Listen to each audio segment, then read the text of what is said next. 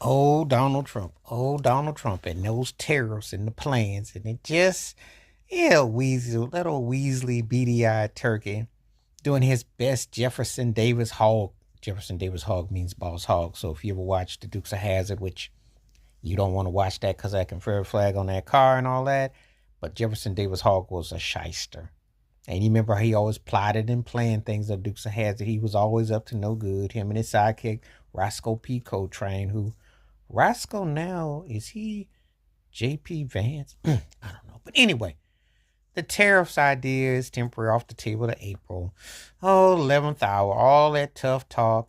And you just look like a budging idiot, like you don't know what you're doing. And you're just trying to be the big bad wolf on a revenge tour, always thinking of schemes and some hustles. Thinking if I'll just scare you, you'll bow to me. But maybe people won't want to do business with your country. Maybe the product that you get may not be up to standards. What happens when the cost goes up and people are talking about inflation and the money? Eggs are crazy now. Could you imagine with the fruits and the vegetables and the travel across the border from Canada to America? Could you imagine that?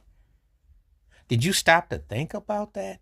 How this all hits in totality and then it's a grim reality? Did you think about that? Is you just sitting there flipping coins and being mad at night until I guess you get 2 hours of sleep and you wake up with a bull head full of steam that you just gonna reap on everybody that don't dance and sing to your beat of your tune.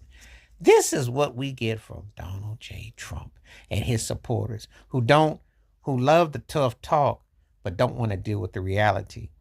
And the reality is not too pretty. Because when you impose tariffs and things on other places, well, not only do you cheapen do you make it more expensive, but then you do damage to the reputation for other countries and how you do business. And when you do those sort of things, people ain't gonna want to do business with you, and it paints a very bleak picture. It will cause recessions. It will cause more unemployment. People going, through all kinds of craziness and chaotic and decision. But then it makes you look ineffective and look crazier than you already are. And for all that talk about Sleepy Joe and he's an ep and he too old and all that, well, who's sitting up there sleeping on the job? Because right about now you're like, yeah, I want this, I want that, and you're just signing everything. You just scribbling, and you can't wait to sign your name to stuff without thinking it through. So now you're like, well, we're gonna pause on some of these things. Some of these things we're gonna pause. I think we'll give them a little more time. No, what it says in translation, I don't know what I'm doing, and I'm making it up as I go along, and I'm gonna fumble the bag, and I'm gonna just have all kinds of people looking at me sideways, cross-eyed, and crazy.